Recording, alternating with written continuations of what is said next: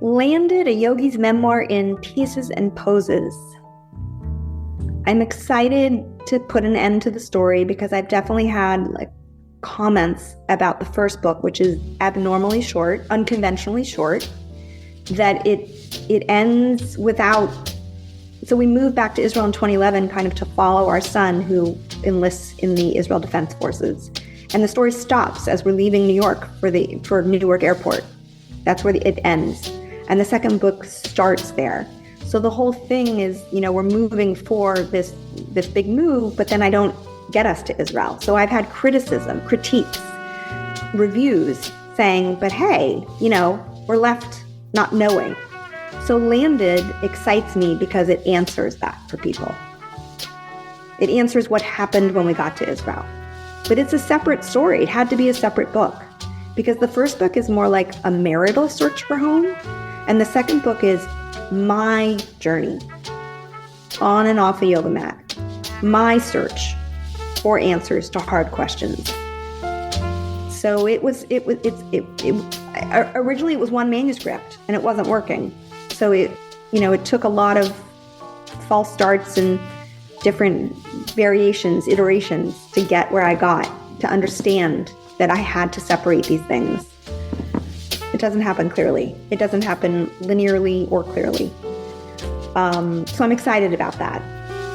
I'm excited because yoga has played such a huge role in my life. This book really shows that.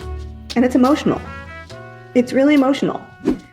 Everyone, welcome back to Living the Next Chapter. I love traveling the world with a microphone and a set of headphones. And I'm enjoying a coffee here at 9 a.m. in the morning. And my guest is joining me from a faraway land and a place that I would love to visit. I love everything about where this guest is joining me from. And it's just a beautiful place, rich in history, great people. And I'm excited to have Jennifer here on the podcast. When you hear her voice, you're thinking, wait a minute. So there's a big story on how she got to where she is, and she's going to unpack that for us. But Jennifer, welcome to the podcast. Glad to have you on Living the Next Chapter. Thank you so much for having me. Excellent. Tell everybody, first of all, where you are originally from, and then where you're joining us from now. Sure. So it is a big part of who I am and what I write. I am born in Berkeley, California. Super proud of that. My parents are California born and raised, and they met at UC Berkeley. I was raised in the Bay Area, Oakland, California, and today I live in Tel Aviv, Israel. So it's been a journey. Wow. Okay, so how long have you been in Israel? I've been in Israel since August of 2011. Okay. This is our third time living here. And there's an expression, in English we say third time's a charm. In Hebrew, the expression is third time there's ice cream. And my joke is I'm still waiting for the ice cream. Wait, I like the ice cream better than charm. I'm in on that. That's great. I'm going to use that. That is really good. Okay. Do you have a lot of ice cream in Israel? Is that why? There actually is really good ice cream here. Oh, yes. Come on. Okay. Yeah. See? Great thing to do on a hot summer night. Great thing to do. All right. Okay. Yeah, so this is really exciting. So what was the draw to Israel then for you to leave the US and come all the way to the other side of the planet? What was the draw? So that's where the story gets really long and it's really hard for me to answer succinctly. So enjoy your coffee. Okay, I'm going to take a sip. The first time I was brought here, I was 5. It was my last month of kindergarten. My parents pulled my brother and me out of school, and we came with my aunt and uncle and my cousins and my grandparents. Today we'd call it not a roots trip, but a 3-generation trip. My grandfather was born in Russia and escaped the Tsar Nicholas II and anti-Semitism and pogroms and fled. And he was a teenager, and he arrived in San Francisco around 1918 because he had an older brother who had already arrived there. And my grandmother came about 10 years later from Romania, the oldest of 6. with her parents. Well, her father had already come because there was distant family there. So she went with her mother and her 5 younger siblings. And they have the same story, penniless, uneducated, the rags to riches American immigrant story of one day, once upon a time. And in 1947, 2 of my grandmother's siblings got on a boat arriving in pre-state Israel in 1948. So they stayed. My great aunt and great uncle stayed. They each married, they raised families. And my childhood, I did not grow up religious. I grew up what's called reform in America. We ate shrimp, we ate bacon, we ate cheeseburgers. We went to temple on the main holidays. Not more than that. I went to Jewish camp and youth group, but still not a belief-based education, upbringing. But we came in 71 and again in 75 to see our family. And my dad's first cousins, really. And we just kept coming. And so in 1981, I came for my 3rd time with my youth group. And in 1980, I don't know what, I came to visit a boyfriend. And in 1980, I don't know what, I came for a really good friend who, I just kept coming. So on my 9th time here, I met my husband, a Frenchman who had just immigrated here. We were both 23. And again, a story of my childhood. I was 6 when my mom enrolled me in a pilot French program in our tiny community in California. And I stayed almost my entire academic career of my childhood up to college, through my first years of college, into Paris, my junior year abroad, back from Paris for my last year of college, and then back to Paris where I worked in the Jewish community for a year and a half after college. My first job after college was as a bilingual assistant in a French Jewish non-political organization. So I was super, super, super fluent in French. So I came in my early 20s at 23, between a job in Paris, leaving the job, and before graduate school in America, to see my brother who had immigrated here and some really, really close friends who were doing different things here. And that's where my story of my first book starts, Places We Left Behind, a memoir in miniature. It came out last September. Stayed for 5 years, married, had a baby, immigrated, and then we left. Wow. Okay. So, I've heard this saying, I left my heart in San Francisco. What part of you was left in Israel that kept bringing you back? That's such a good question. I've never been asked. Yeah, there you go. I think my grapple was I left my heart in San Francisco, and so I was pining. I didn't really leave my heart in Israel. Here I was struggling. Okay. We had a great life socially. We were both professionally okay. My husband wanted an MBA, and that's what made us leave after 5 years. But I wanted to live near my parents with our first baby. So I was ready to go. And we stayed away for 16 years, and we kept moving because it was politically not a great place to be. The second intifada and bus bombings, and it didn't feel safe. And I didn't want to raise a family not feeling safe. Yeah.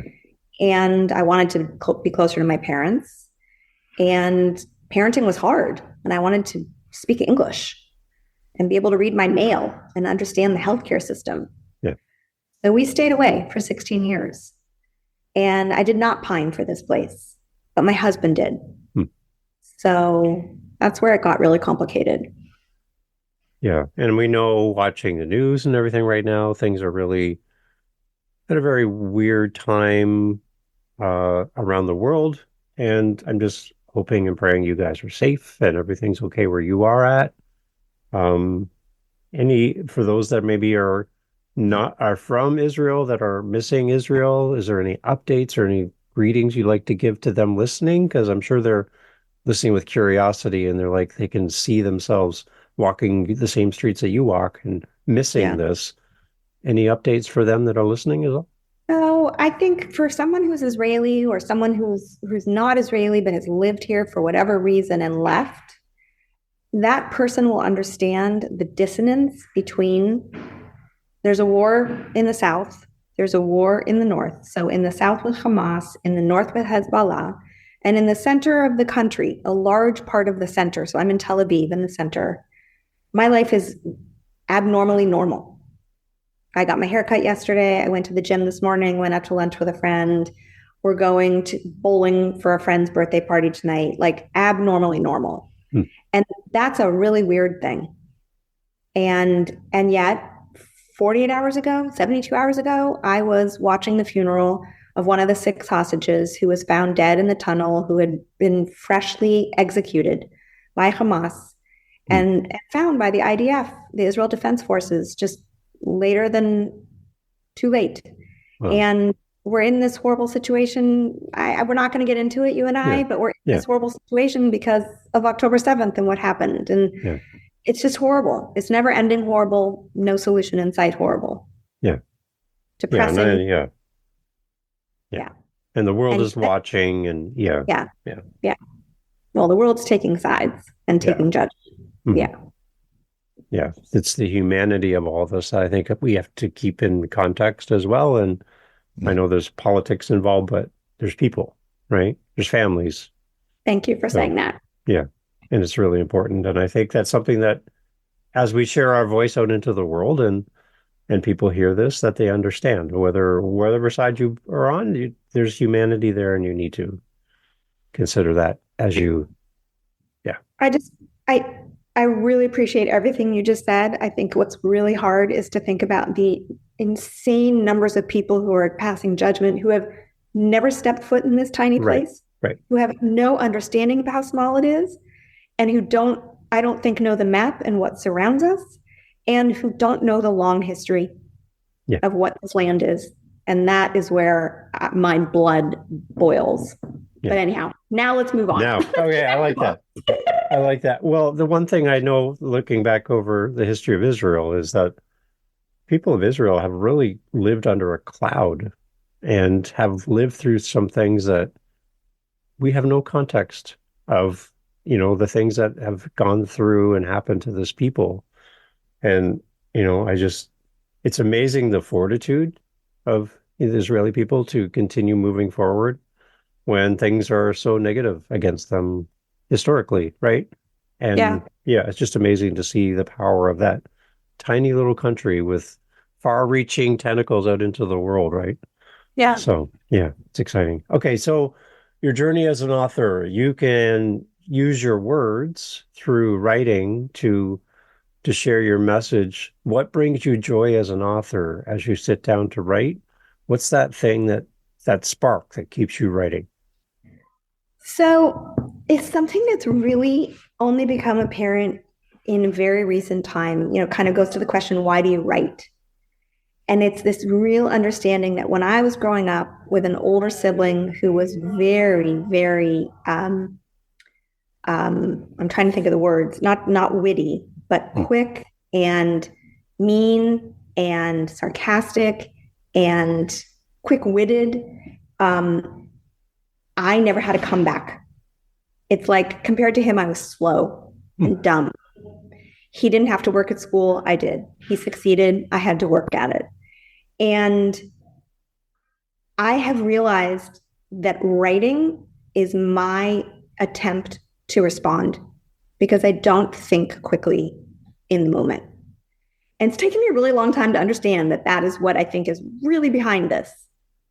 So, books take a long time. This just took me 6 years to birth this book. That's nothing. I mean, there's some people who tell you it takes them decades. Yeah. I feel lucky. I feel really lucky. Mine's kind of fast compared to that.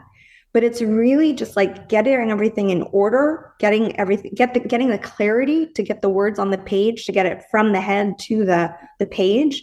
Wow. The work involved, it's extraordinary, but it's like I have clarity now. And those moments of clarity have come from the writing itself and also from my practice of yoga. For some people, it's running, it's swimming, it's whatever their sport is. Maybe I think it's often a sport because that's where there's an endorphin release. But I've had so many times on a yoga mat over the years where I just have clear thinking. And sometimes I don't make it home to get those clear thoughts onto the page. I have once in my memory left a class, gone to the reception counter, asked for pen and paper, and frantically written down what had come to me after exiting a pose. Yeah. so it's I think the joy is in having that clarity and then being able to express it through words. But I didn't just stick to words in either of these books. So the first book is Places We Left Behind, a memoir in miniature, came out last September. Yep. And just in a sentence, it's a love story with a lot of conflict, inner and marital, personal and geopolitical, about home. And Landed, a yogi's memoir in pieces and poses. American-born Jennifer traces her 7-year search, both on and off the yoga mat, for answers to hard questions about her marriage to a Frenchman, their imminent empty nest, midlife hormones, and making home in Israel. And in both books, I do crazy things to my prose because words did not suffice, which is ironic. I'm not an artist. I didn't do, what's it called? A graphic memoir. Yeah. It's not what this is. I'm not a doodler. I didn't doodle my way through it. I had a desire, I had a need to tell the story using different devices, literary devices that honestly, I made up some of them. They aren't literary devices that you're going to look up and find. Some of them are. So in the first book, I used strike through text. Really easy. Anyone can use strike through. Super easy in Word. But I did it, and some people, in a lot of conversations I've had, it's why did I do it? I did it because I found that in my writing, I needed the reader to know something, but I felt embarrassed. I felt ashamed of what I wanted to say, but I needed the reader to know. So that strike through makes the text legible, readable, but it also shows that there's like a hesitation behind it. Like I couldn't stand 100% by what I was saying. Right. I felt ashamed. So that's one device. In my upcoming book, Landed, a yogi's memoir for pieces and poses, I actually redact a word. So I use a block of black over the word S-I-B. So in my first book, I call my sibling Sib. Yeah. And in the second book, I call him sibling once and then Sib, and then I black out his name because we don't speak to each other. And that black box shows, it illustrates our relationship and how we deal with each other. We can be at a family reunion and we walk by one another. I mean, there's a lot of tension in the room when we're in the same room. It's inevitable. And it is what it is. I have a sibling who's threatened to sue me if I write about him. I can't write this story without writing about my childhood and what happened a little bit. And I'm trying to protect myself. Yeah. So I did what I did for so many reasons. So I did what I did with my sibling to protect myself. Now, how do you explain that to a reader, apart from a podcast and doing something like this? How would a reader understand what's happening in that book when you use the blocked out text, for example? How does that portray to a reader? So in the author's note before you reading, not everybody reads things like that, but I hope people do in mine. In the author's note, I explain that I did that and why. Yeah. I think what I'm looking for is like really, so have you ever heard of the expression if someone asks like, what's your diet? And someone might say flexitarian. Have you ever heard that expression? Yep, exactly. So my big joke with people, I'm a yoga teacher. My big joke is I'm a flexitarian. Right? I mostly eat a plant-based diet, but I'm super flexible. So now I would say to you with my writing, I'm looking for like flexible readers. So one of my mentors during my MFA said, she used the word nimble-minded. She wanted me to play on the page, to play with my prose, and to be more nimble-minded. And I'm like, well, I'm a yogi. I can do that. Yeah. And that's what I've done. And I'm looking for readers who can be open-minded and do that with me and receive my, not my gift, my creation. So yoga definitely makes you nimble and stretches you. And so that's a good thing. And how you can take that into your writing as well. That's basically what I did. Amazing. That's amazing. I like the way you just said that. I got to remember that. We'll have it. It's recorded for context. So you'll have it in the future. I love it. Well, let's jump back to the yoga journey. What was the initial draw to yoga? How old were you when that kind of came into your life the way it is now? So funny because I know exactly how old, because my son is turning 31 on Monday, and I started yoga Happy when he birthday, was, by the way. thank Yeah. you. Yeah. I started when he was turning 2. Wow. So I got on a mat for the first time when I was 29. There you go. That's how I count my years in yoga. So I love how fast that answer was. It's like, I got that. yeah, I know, exactly. So I got on a yoga mat my first time I was 29. I love to tell this story that I didn't stay on the mat. I didn't continue going back to class because I was enchanted by the poses. I liked them. They were hard. They were challenging.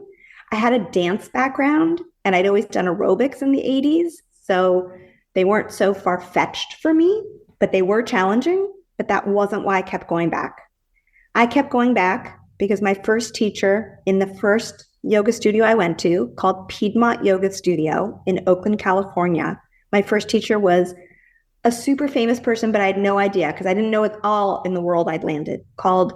His name was Rodney Yee. He's still, you can look him up. He's still out there. He and every teacher that followed, but for me, with 6 years with him, he used the most beautiful language on the yoga mat. For 2 hours, he talked about grounding down your feet into the floor, anchoring into the earth, feeling the earth and the floor and the ground underneath you. And I had just arrived in California that summer after 7 years of living abroad and moving, constantly moving. So I went California to Chicago at 18 for college. Okay, fine. I went at 20 to Paris for a year. At 21, back to Chicago for my last year of college. Okay, fine. At 20, something's off with my math. At 21, after graduating college, I went back to Paris. I got a job. A year and a half later, at 23, I left for Israel. And then at 27, at 29, we moved to Paris with our son for my husband's MBA. And then at 30, we moved to California.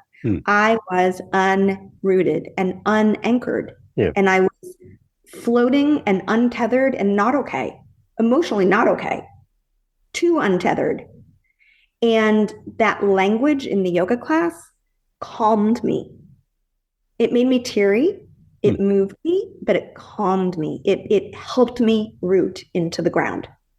And that is why I kept going back. It was a visceral, powerful response to language. Yeah. And it's the community aspect of it as well. But then there's also the connection to yourself. So on the mat, how long did it take you, aside from the health benefits of yoga, how long did it take you to meet yourself on the mat? Wow. Damn, Dave, you ask questions I have not been asked. See, and I don't think quickly. So now I need like another 7 years to answer. Yeah, there you go. There you go. I just think you have all that time and you're thinking and reflective, and you said you're running out to the reception desk to write down your thoughts. So you meet yourself, right, in the process. Okay.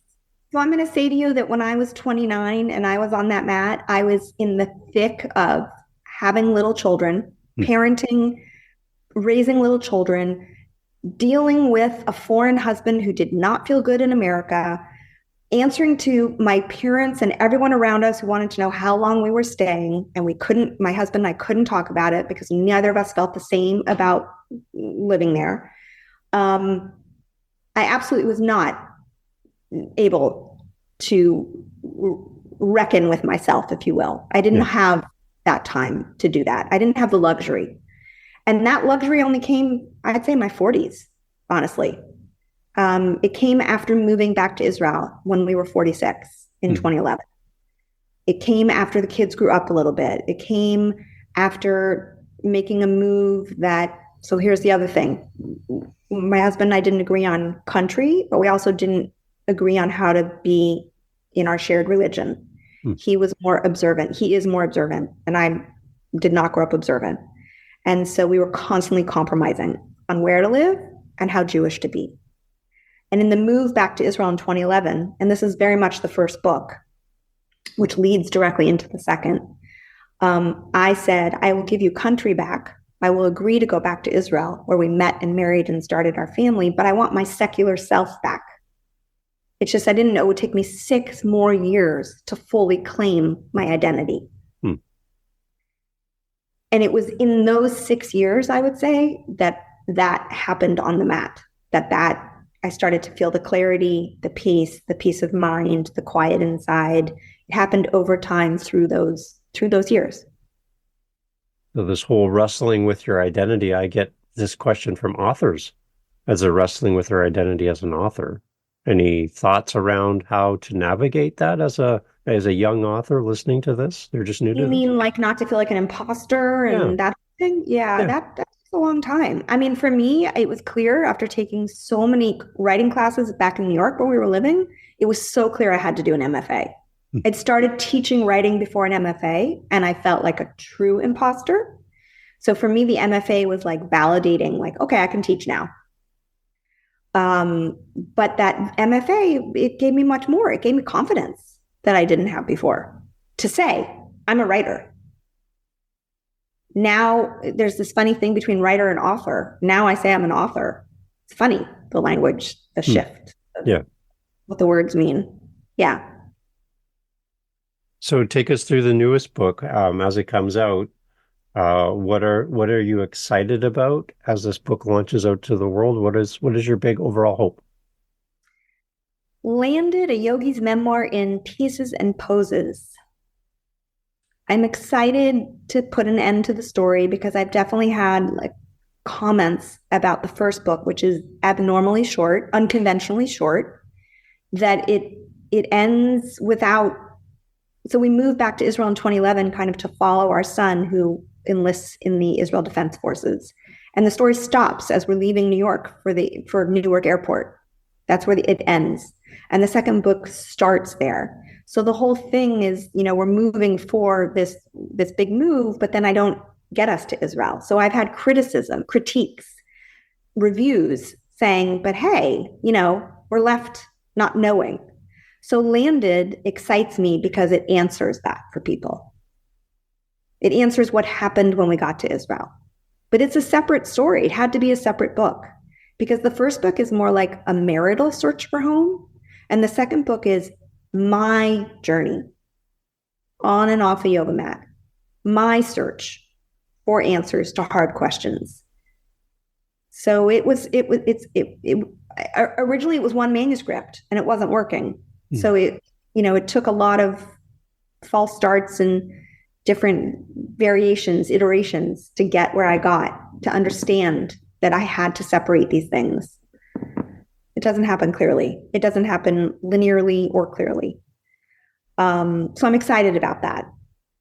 I'm excited because yoga has played such a huge role in my life. This book really shows that. And it's emotional.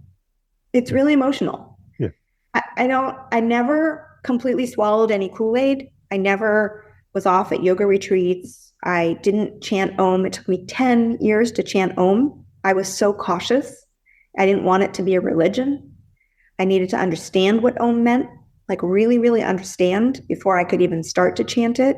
I never chanted in Sanskrit in class. I didn't go all the way. I wasn't vegetarian. I mean, like I really didn't do the whole thing, but it still played an incredibly important role in my life. And I just wrote about this somewhere. That being on that mat contained the chaos of life. Being on that rectangle was the boundary of all the chaos, all the moves, child rearing, parenting, moving and parenting, moving and navigating sometimes a difficult marriage. And that stepping on that mat just gave me boundaries, that containment. Was that a safe space for you then? Oh, yeah. Yeah. Totally. I'd cried on it more than once. Absolutely. Yeah. So I'm thinking of that person who just come from their yoga class. They're on their way home, they're listening on the train, or they're walking home or something, pressing play on this because of the title and you and your books, and excited to hear you as an author on the podcast. And they're on their journey as well. And hearing you say this I'm sure they're thinking of their mat in their backpack as they're carrying it home, going, yeah, it's my safe spot. Yeah. What else does that yoga mat mean to you? Like, what is that little piece of foam? Like But, beyond safety, what is it for you? well, and physically, it was a place where I felt strong. Yeah, I mean, I never would have described myself as physically strong, ever, ever. I was like the wimp who was picked last in PE for the teams, the one who didn't want to catch the ball, the one who didn't want to, have in volleyball, like have to do that, the yeah, one who was petrified of whatever it was called in gymnastics because I was going to break something. Wimp, total wimp. I yeah. mean, I roller skated, I bike rode, I skied, I played tennis. I wasn't not physical. I grew up in California. Everyone's physical, but I wasn't strong. I mean, I'm also just 5'1", so I'm small. Yeah. That yoga mat, wow. I stand on my hands against a wall. I stand on my head, on my forearms.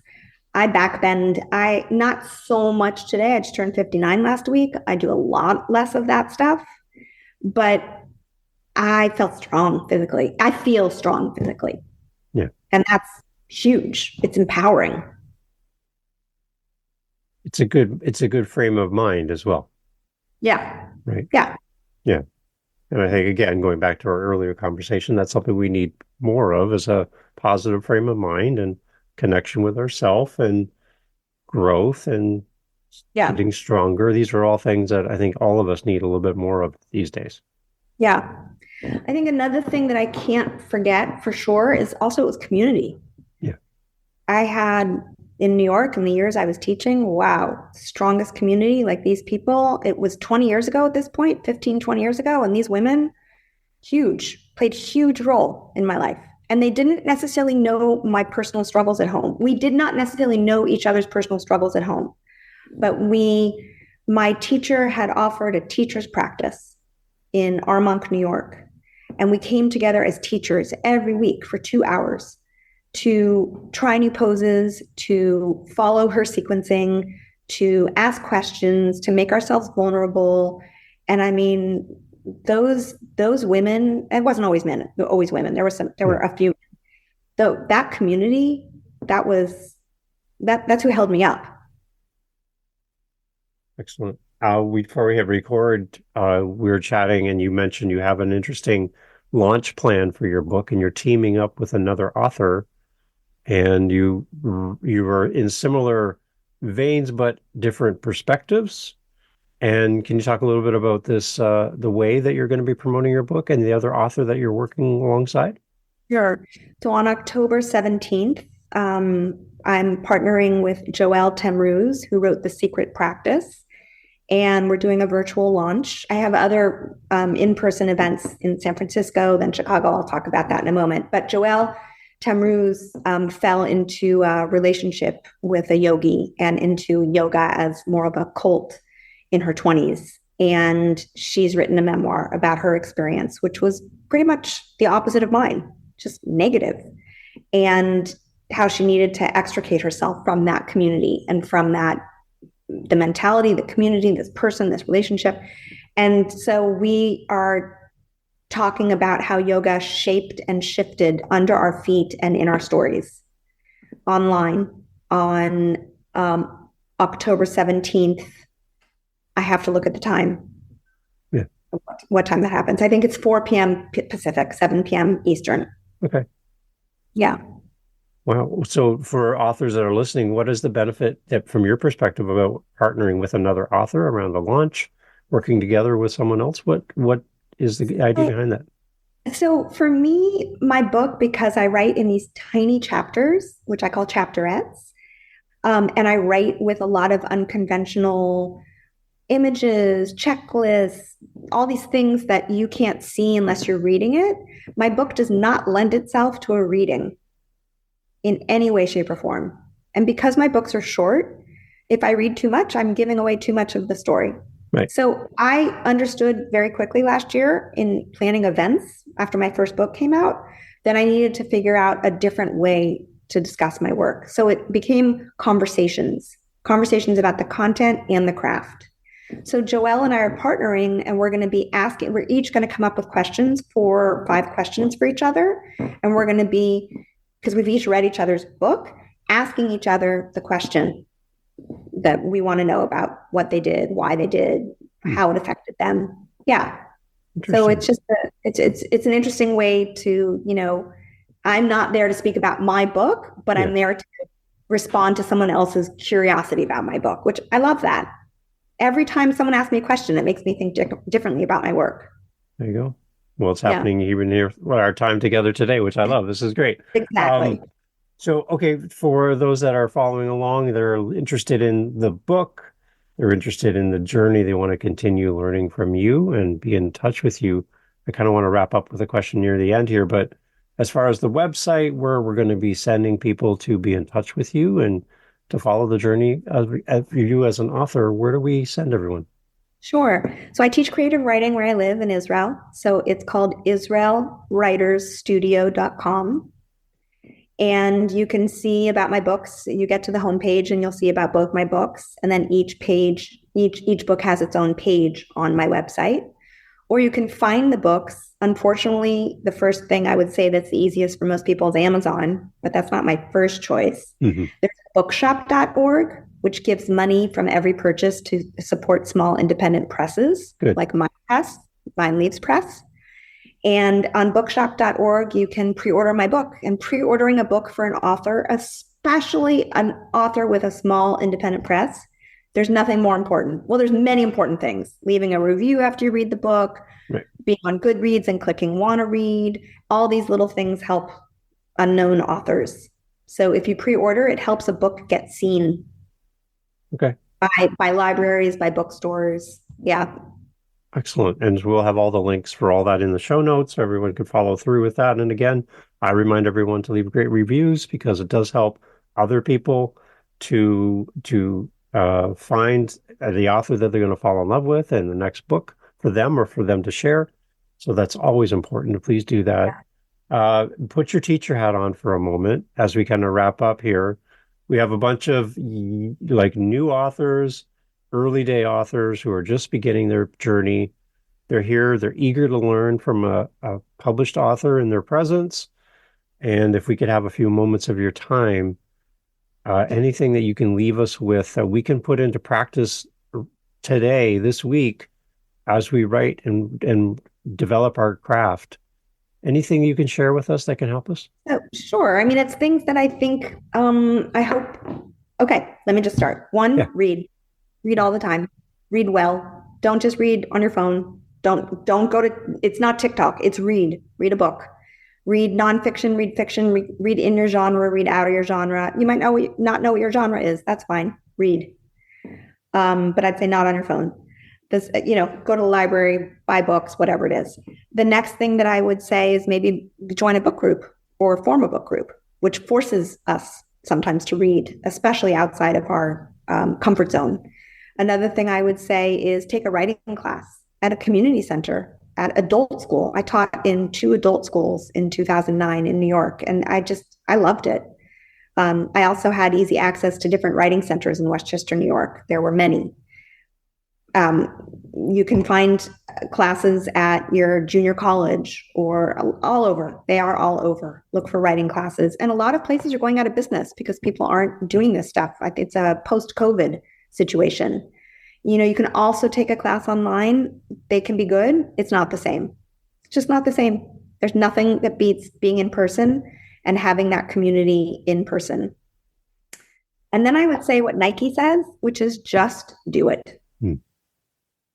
Stop making excuses. If you dream of writing a book, just do it. Whatever it takes to get you there. There must have been a moment on that yoga mat when it was time to try a new pose and you're like, I can't do that. That's ridiculous. There's no way. I don't bend that way. Right? And you're just like disqualifying yourself from even trying because you're like, there's no way. So there's authors that do that as an author. They're like, I can't be like Jennifer. I can't do this. And they're already disqualifying themselves. Talk them out of that, Jennifer. Get them to do the pose. What do we do? My mom raised me with 3 mottos. I actually dedicate the second book to my mother and these mottos. There's no harm in asking, what have you got to lose? What's the worst that could happen? That's it. So in yoga, the worst that could happen is you fall. And in writing, the worst that can happen is you get rejected.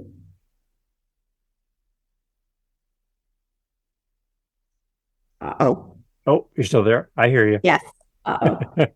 I don't know if you heard me. In yoga, the worst that could happen is you fall out of a pose. You with me? Yep, I'm here. Yep. Okay. And in writing, the worst that could happen is you get rejected, and it happens a lot. And as my yoga teacher Susan used this, and you never let yourself grow, you will never grow. Nothing will change. And not changing is definitely not that's not a good thing. You want change. Change is good. Yeah. I love it. Jennifer, thank you so much for being part of the podcast. Thank you for taking time to do this with us. Great conversation. And so happy for you as the book comes out in the future, and we'll be celebrating with you here over in Canada as well. Thank you so much, David. Excellent. All the information is always in the show notes. Go support an amazing author as her second book comes out, and all the information will be there for you, Jennifer. Thank you so much. Thanks. Awesome. Bye. Bye. Take care. Hey, thanks for being here for the Living the Next Chapter podcast. So glad to have you as part of our family of listeners. There's a seat for you just here on Living the Next Chapter, and I'm so happy that you have listened to all the way to the end. Wow, you are now my new bestie. I want to let you know that I host 7 other podcasts on top of Living the Next Chapter. Yep, 8 total. One of them is called the How To Podcast series. If you are thinking, you know what, Dave, this podcast thing seems like a lot of fun, well, I'll give you a secret. It is. It's a great, amazing, fun time where you can get to meet great people, get your word out there, promote your book, promote with your coaching program, whatever you're doing. Podcasting is great. And if you want to learn how to do this, what you're hearing right now, head over to howtopodcast.ca and look up the How to Podcast series on YouTube, whatever app you're listening on. You'll find me there. And I'd love for you to come listen to how to do this. And if you're interested and have questions on how to podcast, reach out to me at howtopodcast.ca. Thank you for listening. Talk soon.